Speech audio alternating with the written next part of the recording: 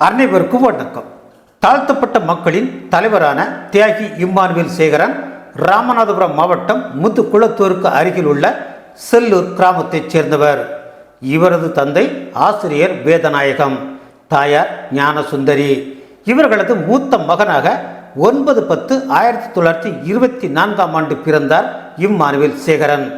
அடக்குமுறைக்கு உட்பட்ட சமூகத்தில் உதித்த காரணத்தினால் சிறு வயதிலேயே இன விடுதலை வேள்வியால் வளர்ந்த இவர் இந்திய தேசத்தை அடிமைப்படுத்திய ஆங்கிலேயர்கள் மீது கோபமும் கொந்தளிப்பும் கொண்டார்.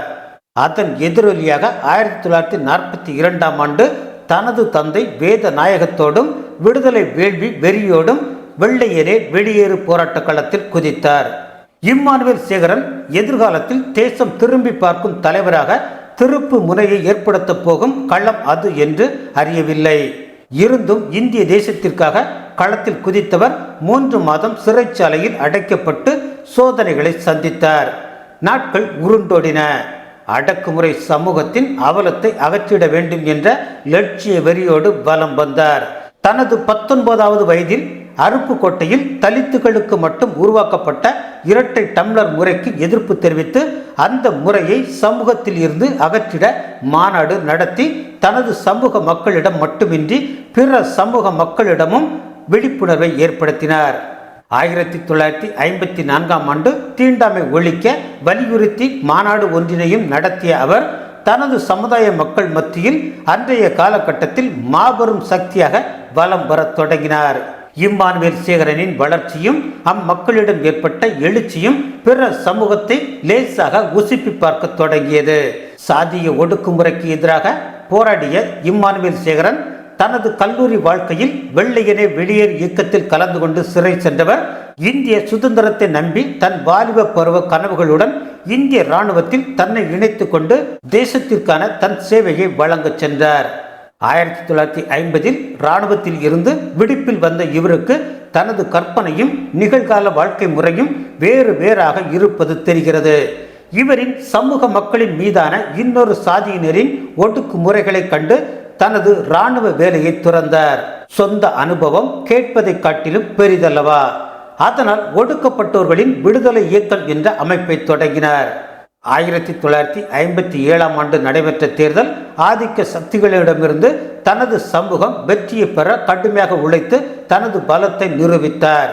நாட்கள் உருண்டோட இம்மானுவேல் சேகரனின் வளர்ச்சியும் தேர்தல் மூலம் ஏற்பட்ட பகையும் அவருக்கு ஆபத்தை ஏற்படுத்தி தரப்போவதை அவரும் அறியவில்லை, அவரை சார்ந்தவர்களும் அறியவில்லை. 1/9/1957 அன்று காடமங்கலம் கிராமத்தில் மூதாட்டி ஒருவர் உடல் நலக்குறைவால் இறக்கிறார். இடுகாட்டுக்கு கொண்டு செல்ல வேண்டுமெனில் சில தடைகளால் முக்கிய பாதைக்கு எதிர்ப்பு ஏற்படுகிறது. பெருமாள் பீட்டர் என்பவரும் இம்மானுவேல் சேகரனும் கமுதி காவல் நிலையத்தில் புகார் செய்கின்றனர். மூதாட்டி உடல் சுமூகமாக இடுகாட்டுக்கு கொண்டு செல்லப்பட்டு அடக்கம் செய்யப்படுகிறது. இதிலிருந்து இம்மானுவேல் சேகரனுக்கு எதிர்ப்பு உள்ளூரில் ஏற்படுகிறது. அதன் விளைவாக 5/9/1957 லாவி என்ற கிராமத்தில் உள்ள குடிநீர் கிணறு அசுத்தம் செய்யப்படுகிறது. பிரச்சனை உருவாகிறது. 1957 செப்டம்பர் 10 நடந்த தலித் மக்களுக்கு எதிரான ஆதிக்க சாதி கலவரங்களுக்காக மாவட்ட ஆட்சியர் பணிக்கரால் ஒரு அமைதி கூட்டம் நடத்தப்பட்டது. அந்த அமைதி கூட்டத்தில் தேவர்கள் சார்பில் பசும்பொன் முத்துராமலிங்க தேவர் கலந்து கொள்ள தலித்துக்களின் சார்பில் கலந்து கொண்ட 6 பேரில் இம்மானுவேல் சேகரனும் ஒருவர். இந்த கூட்டத்தில் இம்மானுவேல் சேகரனும் தானும் சமமாக நாற்காலியில் உட்கார்வதா என்னும் உணர்வில் பசும்பொன் முத்துராமலிங்க தேவர் உட்காராமல் நின்று கொண்டிருந்தார். சமாதான கூட்டத்தில் தேவேந்திரர்கள் தலைவரான இம்மானுவேல் சேகரனும் தேவர்களின் தலைவரான முத்துராமலிங்க தேவரும் ஒரு சமாதான அறிக்கையில் கையெழுத்து போட்டு அதை மக்களுக்கு அமைதி திரும்பிட வேண்டுகோளாக வைக்கலாம் என கலெக்டர் முடிவெடுத்தார்.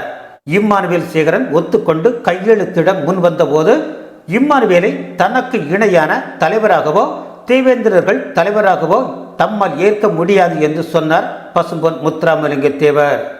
என் அளவு நீ பெரிய ஆளாக பெரிய தலைவனாக ஆகிவிட்டாயா? உன்னோடு சேர்ந்து நானும் இந்த கடிதத்தில் கையெழுத்திட வேண்டுமா என சொல்லி பசும்பொன் முத்துராமலிங்க தேவர் கையெழுத்திட மறுத்துவிட்டு வெளியே வந்து தாறுமாறாக தம் தொண்டர்களிடம் பேசிடவே அடுத்தபடியாக இம்மானுவேல் சேகரன் செப்டம்பர் 11ஆம் தேதி கொலை செய்யப்பட்டார்.